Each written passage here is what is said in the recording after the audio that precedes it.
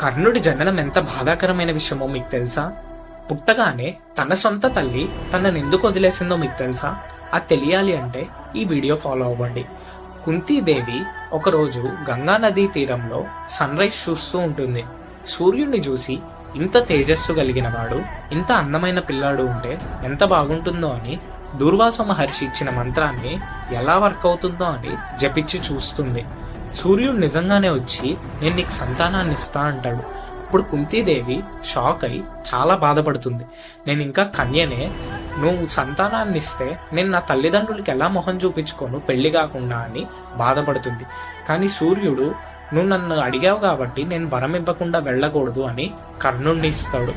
అంత అందమైన పిల్లాన్ని చూసి వదులుకోలేక కుంతీదేవి ఏడుస్తూ తనలో తను చాలా బాధపడి తప్పు చేశా అని ఒక బంగారం పొదిగి ఉన్న పెట్టెలో కర్ణుడిని పెట్టేసి గంగా నదిలో వదిలేస్తుంది.